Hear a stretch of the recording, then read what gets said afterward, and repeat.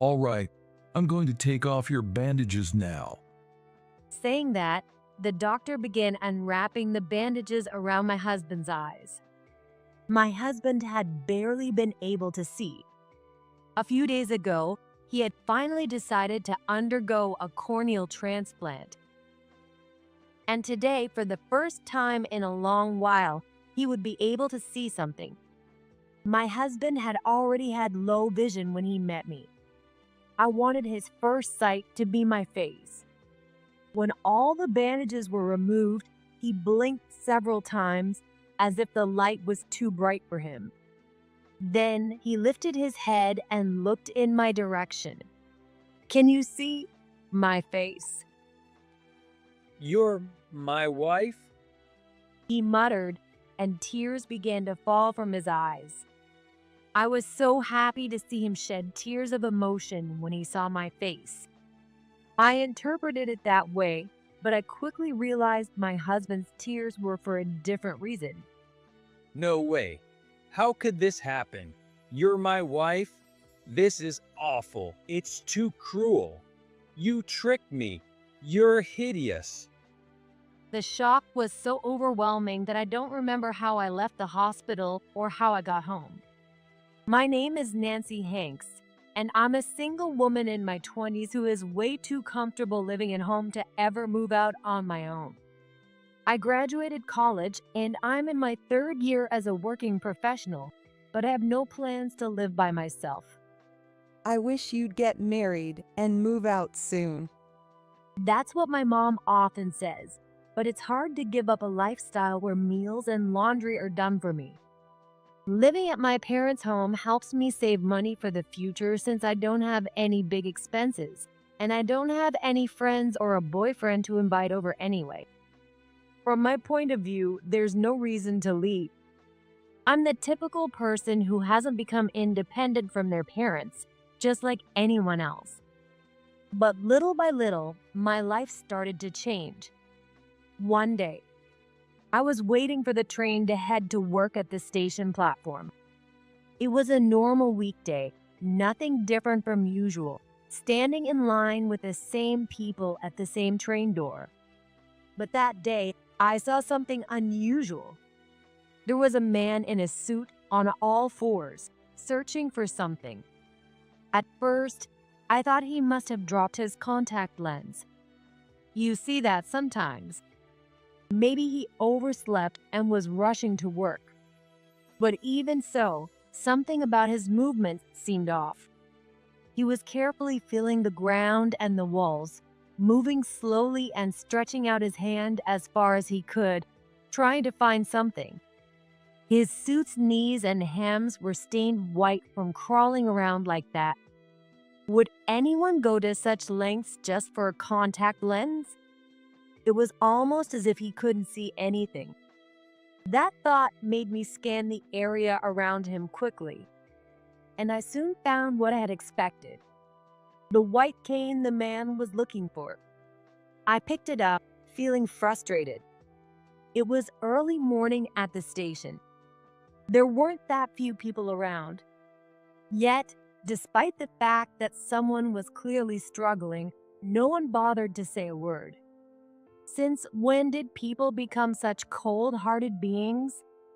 While I fumed at the world and at myself, I made my way to the man searching for his cane. "Excuse me." I spoke to him in a low voice, trying not to startle him. But even then, it seemed I wasn't careful enough, as he flinched and raised his voice. Yes. His response was louder than I had anticipated, which startled me as well. In a slight panic, I hurriedly tried to explain the situation. "I just found this. No, I mean, your cane," I said, holding out the cane. The man hesitantly reached out toward me, so I moved the handle closer to him. When he finally grasped it, his face lit up. Thank you so much. I was really in a blind. It's dangerous to move too much in a station like this, but without my cane, it's hard to get around. As I watched him thank me with a smile, I thought, wow, he's really good looking.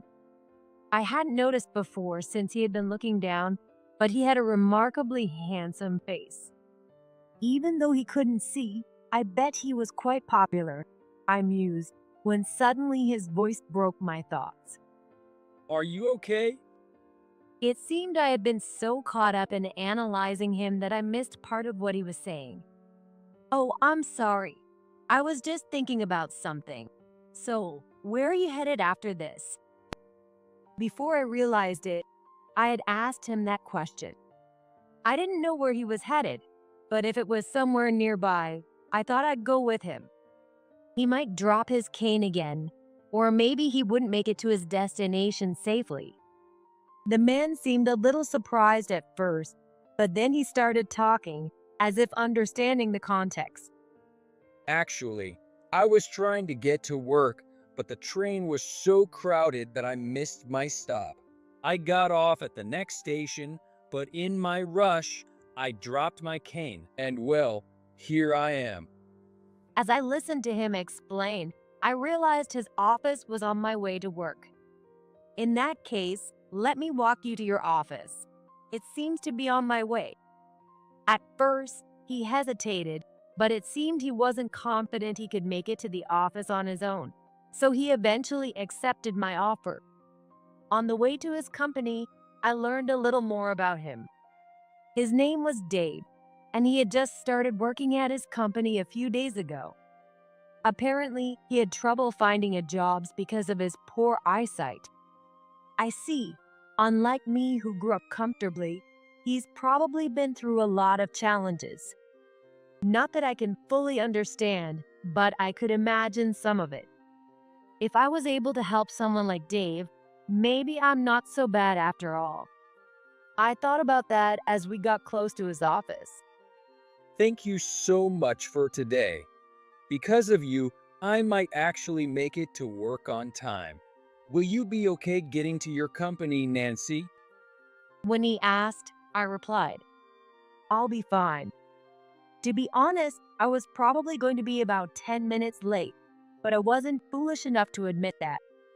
Well then, good luck with your work.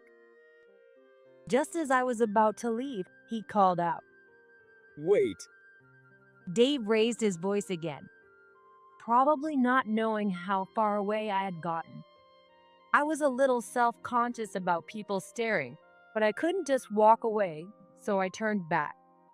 well, if it's not too much trouble, could we exchange contact information? You really helped me today, and I'd like to thank you properly sometime. I didn't think I had done anything significant. In fact, if I said it out loud, it might sound conceited, but helping him gave me a sense of self-worth and satisfaction. So, I didn't feel I needed to be thanked for it. But in moments like this, I can never refuse. I always worry that refusing will hurt the other person's feelings, or that they might think, does she think I'm hitting on her? How full of herself is she? I overthink things. And so, I ended up exchanging our contact information. Sure, that's fine. Looking back, it wasn't the wrong decision. Later, Dave and I met for coffee. During that time, he gave me some fancy sweets as a thank you gift. So, I felt like I had to return the favor, and we met for coffee again. As we continued meeting like this, we grew closer. Through our conversations, I learned that Dave had developed his vision problems later in life, and he was now waiting for his turn to have surgery. I could see fine until I was a freshman in high school, but then my eyesight just started getting worse. Now I can only make out faint light.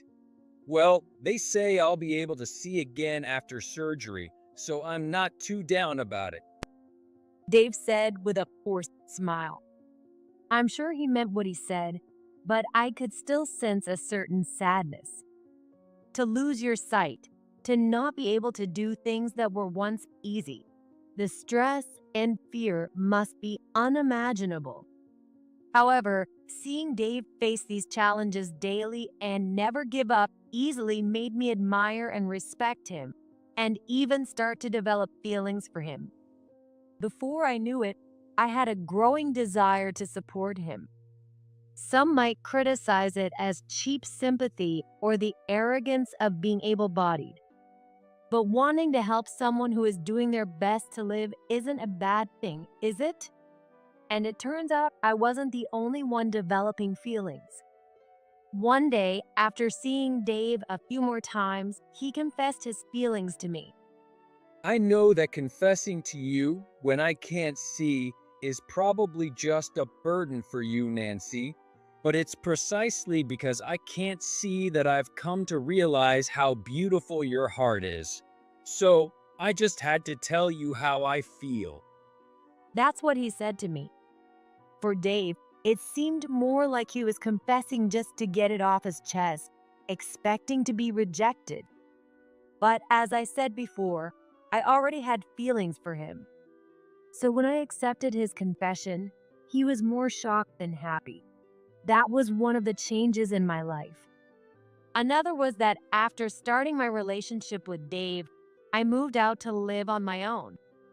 We did go out on dates sometimes, but I felt bad dragging him around everywhere.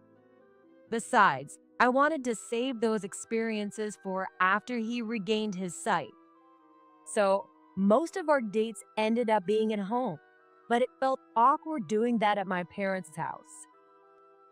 That's why I decided to leave my family home. We gradually fell into a semi-cohabitation routine, and about 6 months into our relationship, Dave proposed to me. That was a surprise for me too. I had started thinking more about marriage since we began living together. Is this what being a couple feels like? Between his confession and the proposal, it felt like Dave and I were completely in sync. With that in mind, I answered his proposal. I'd love to. However, a few months after we got married, I found myself facing a problem. It was Dave's changing behavior. Before we got married, despite being unable to see, Dave always did things for himself. In the beginning, out of concern and wanting to show how capable I was, I started doing everything for him. But since we both worked, that naturally started to become a burden for me. It also seemed that being overly protective was stressful for Dave too. According to him, once he memorized the layout of the house and furniture, getting around wasn't that difficult. Of course, suddenly rearranging the furniture or leaving things on the floor would be dangerous. But I was naturally neat, so that wasn't an issue. Because of that, Dave would take his dishes to the kitchen after meals, and he even helped bring in the laundry. However, lately, Dave hasn't been helping with anything at all. I'd heard that men sometimes grow distant after getting married, but I never expected Dave to be one of them. Feeling a bit sad, I said to him, "If you're done eating, can you take the plates to the kitchen?" Then Dave said something shocking. Why should I? It's more efficient for you, Nancy, since you can see to do it. After all, I'm visually impaired, basically blind. It's only natural that a healthy person like you should take care of me. Dave would have never said something like this before we got married. I sighed as I cleared the dishes, thinking about how things had changed. And then my mom's words came to mind. I had called her for advice about Dave's attitude just a few days earlier. Didn't I tell you so? But that's exactly what my mom ended up saying. I told you, didn't I? I said, why don't you wait to get married until Dave's eyes are healed? But you just said, we're already living together, so it's the same as being married. And now you're coming back to rely on us. You should try harder on your own. Then she hung up. Sure enough, when we visited my parents to announce our marriage, my mom looked at me with worried eyes and said, There's no need to rush. I had ignored her advice, insisting on getting married anyway. As much as I wished she'd be a little more understanding, maybe this was just a sign that I hadn't fully learned to be independent. Still, I wanted to resolve things before my relationship with Dave got worse. After much thought, I decided to take a chance and seek help from someone else. One day, on a weekend, Dave and I were going about our day as usual. I was making lunch, and Dave had his earbuds in, listening to something as always.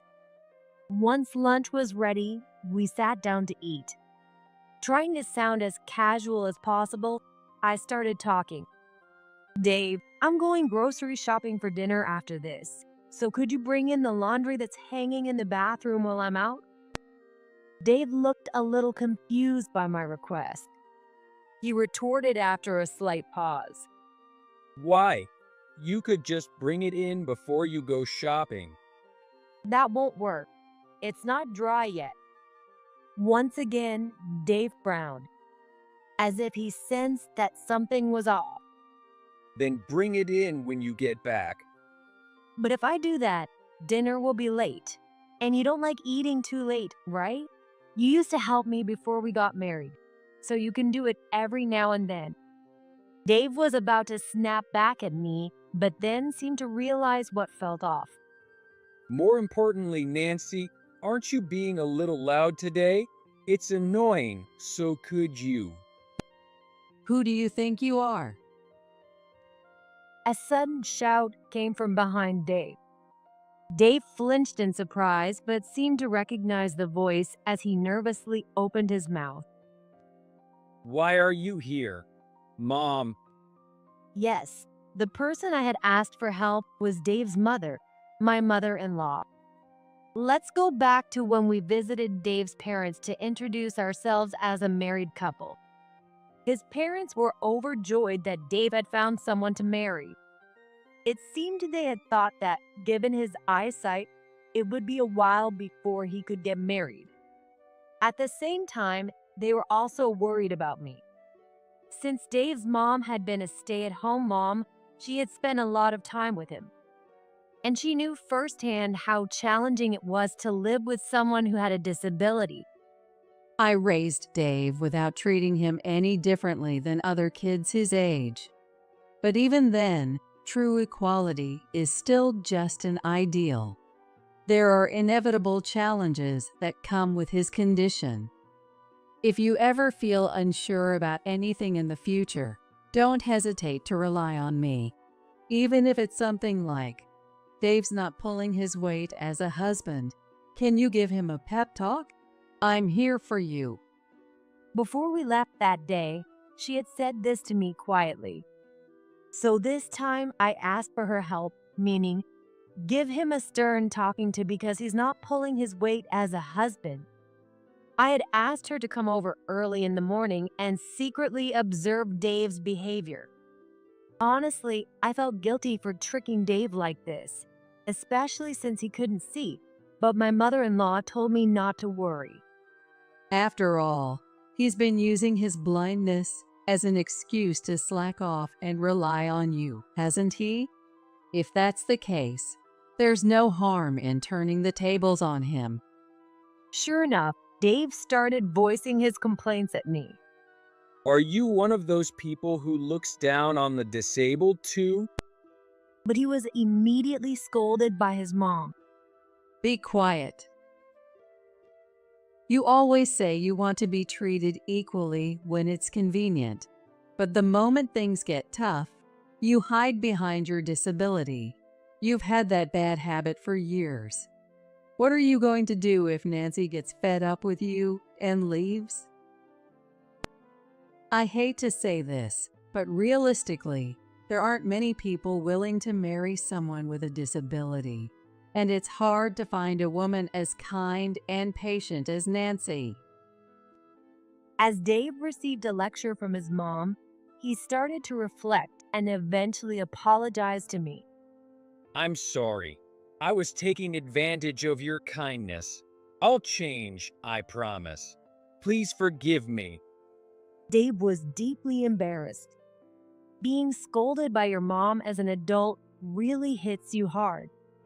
I even started to feel a little sorry for him halfway through. Maybe I'd overdone it. With that thought, I accepted his apology, and from then on, Dave started doing things for himself again. A few months later, Dave's turn for surgery finally came. The operation would only take about 2 hours, but that didn't mean he'd be able to see immediately. Since the surgery was in the evening, they would remove the bandages the next day to see if his vision had improved. The surgery ended successfully, and all that was left was to remove the bandages. Finally, the moment arrived. In the hospital room, it was me and Dave's parents.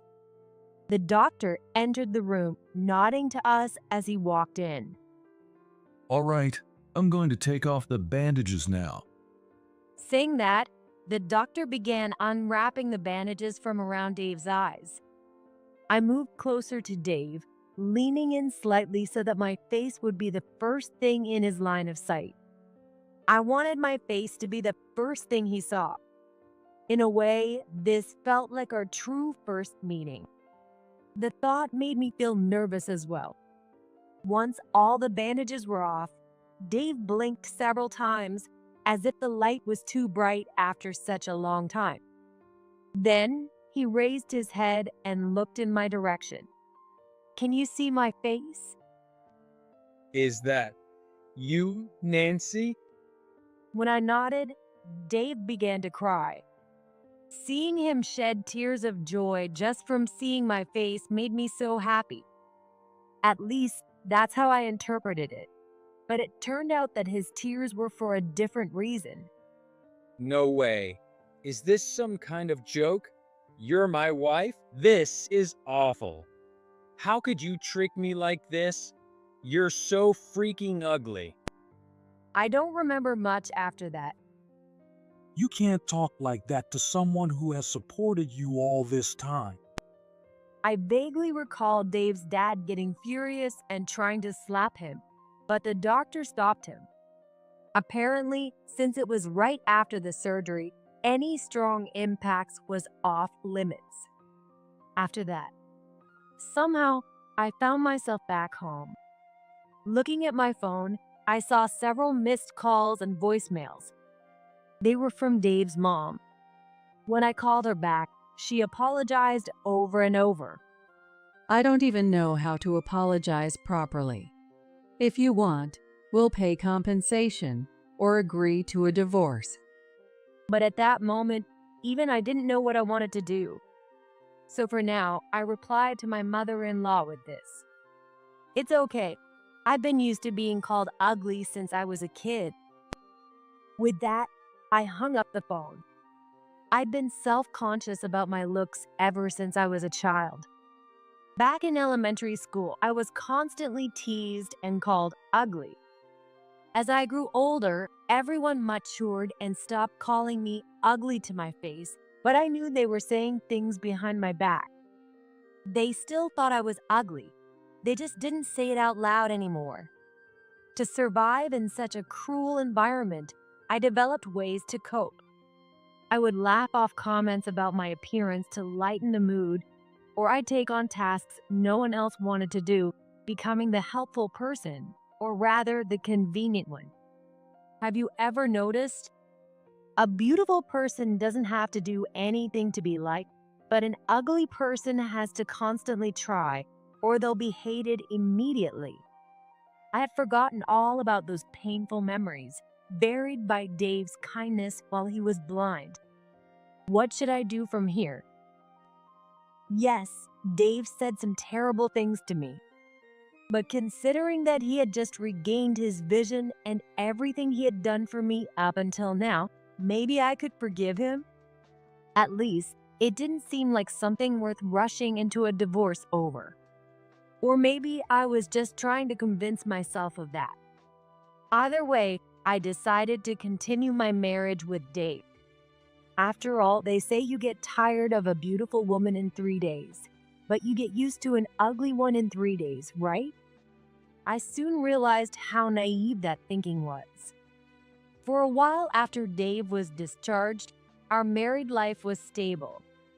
He apologized for his harsh words at the hospital, but it seemed he still thought of me as ugly. If I needed proof, it was the fact that ever since he returned to work, he had been coming home later and later. Almost every night, he'd come back smelling of women's perfume and alcohol. At first, I thought he was just blowing off some steam now that he could see again. But after months of this, I couldn't ignore it anymore.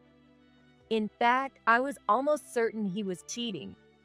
Even though I didn't want to, I happened to see some sweet messages from women pop up on his phone. And once, I even found a hotel receipt in his suit pocket. But I couldn't confront him strongly.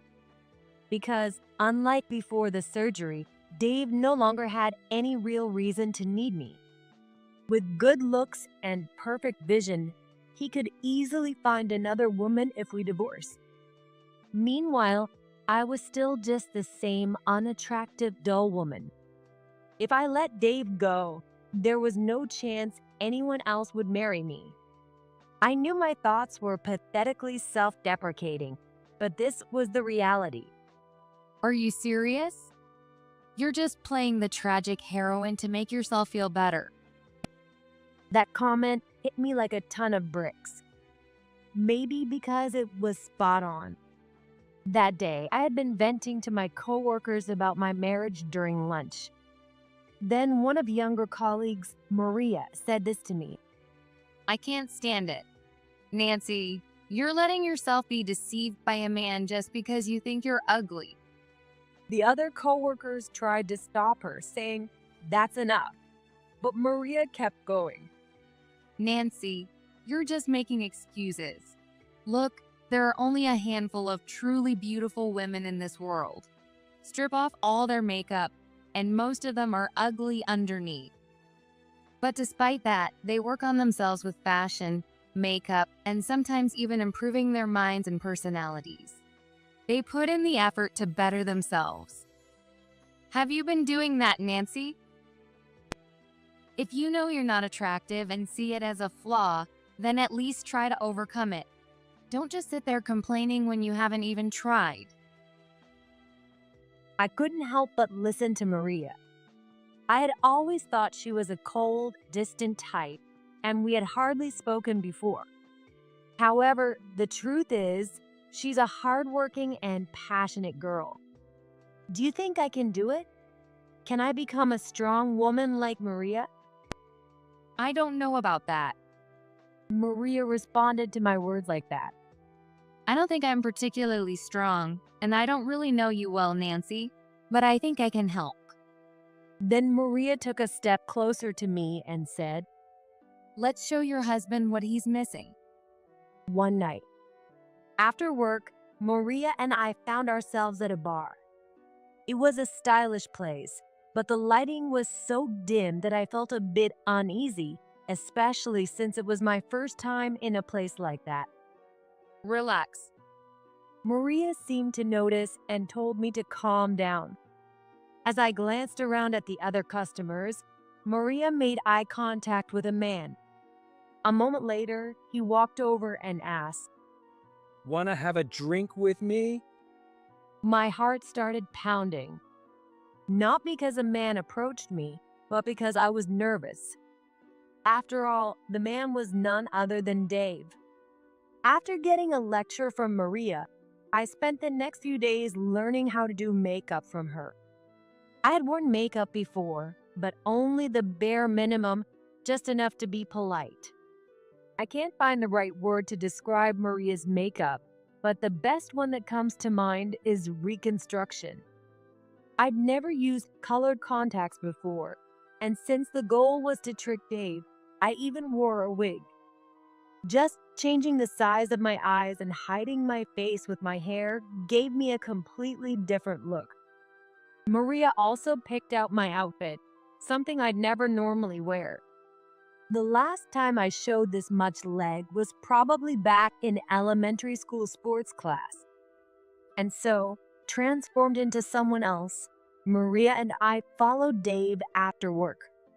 Once Dave started drinking with us, the dim lighting seemed to help him not recognize me. You must be quite the ladies' man, right? Maria, while chatting with Dave, started asking him all sorts of questions. Are you married? How many women have you been with? How's your nightlife been lately? Those kinds of questions. Thanks to Maria acting like she was interested, Dave answered everything. Married? Yeah, I am. That makes it even better, doesn't it? What?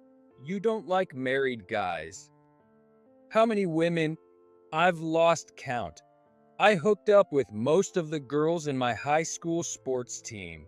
Even recently, I've been with about 30 or so, maybe more. Sometimes I'm with multiple girls in one night. Tonight, I'm already adding 2 more. And as for my wife, I sleep around with lots of women, but I can't do it with her.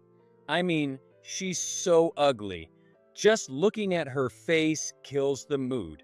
Even taking some energy boost wouldn't help. Maybe if I put a paper bag over her head? He was so open about everything. At this point, I wasn't even angry anymore. I just felt nothing. Normally, you'd expect someone to get suspicious when asked such personal questions, but Dave was drunk and didn't seem to care. He was only focused on one thing. Then Dave dropped the big line. Hey, why don't we go to a hotel? Have you ever had a threesome? It's fun. I could tell Maria was starting to get irritated, but she answered, sure, and we left the bar. Once we got to the room Dave picked at the front desk, he said, Why don't you girls take a shower first? Maria and I replied, got it, and headed to the bathroom. Dave seemed a little curious about the 2 women showering together, but he just glanced at his phone as if to say, well, that happens sometimes. His instincts weren't wrong though. We had no intention of taking a shower. Maria was just helping me remove my makeup. A few minutes later, I approached Dave, who was lying on the bed. I'll never forget the look on his face. Gosh, why is Nancy here? Dave screamed when he saw me, with my wig and makeup completely gone. That's a horrible thing to say. You're the one who invited me for a threesome, I said, and Dave's confusion only grew. Huh? What are you talking about? Not with you. There was another woman, a quiet, pretty one, right? What is this? A dream? Did I drink too much? As he started to panic, I decided to reveal the harsh truth. Thanks for the compliment about being pretty. I've never heard that before, but sorry to disappoint you. That woman was me, with makeup and a wig. No way. Dave made a weird sound and then fell silent, clearly struggling to comprehend. After a few moments, he blurted out in disbelief. What? That woman was Nancy? Wow, makeup is something else, huh? I had no idea Nancy could look so cute. Dave, in a strange turn of events, seemed genuinely impressed by the whole experience. I never imagined Dave would actually compliment my looks. Dave, you got a smooth tongue, don't you? But flattery won't get you anything except divorce papers. I could see the color drain from Dave's face. I've got the whole conversation from the bar with Maria recorded. You've just handed me all the evidence I need for your cheating. I'll also be asking for alimony, so be ready for that. But as a small favor, I'll let you cover the hotel bills since you finally gave me a compliment. Goodbye. Please, don't do this. Dave begged, but Maria kicked him aside. We left him in the room and walked out of the hotel. A few days later, after confronting Dave, The divorce was finalized without any issues. My parents had that "I told you so" look on their faces again, but despite everything, they still comforted me. I did feel bad that I couldn't save my marriage, especially for my in-laws who had been so supportive. But instead of blaming me, they apologized, saying, "We're really sorry." They even said, "We'll make Dave pay whatever alimony you ask for," and promised to continue supporting me. I was beyond grateful for that. As for Dave, realizing even his parents had given up on him, he looked completely crushed, but honestly, he brought it on himself. Apparently, he even lost his job. According to Dave's mom, his boss said something like, It was one thing when you couldn't see, but now that you can, you still don't do your job, and on top of that, your behavior is terrible. We don't need someone like that here. It seems Dave had been using his previous blindness as an excuse to slack off at work. Since that whole ordeal, Maria and I have grown closer. She told me she'd gone through something similar, which is why she pushed me to stand up for myself. But unlike me, Maria didn't just take the humiliation. She had the drive to prove those who mocked her wrong. Thanks to her, I was able to get my revenge on Dave. How could I not love someone like Maria? Now, we go shopping together on weekends, and she's teaching me how to improve myself as a woman. Of course, looks aren't everything, but being your true self isn't always the right answer either. In any case, I want to continue to learn from Maria's boldness. And maybe one day, I'll meet someone who truly loves me for who I am. That's what I think about these days.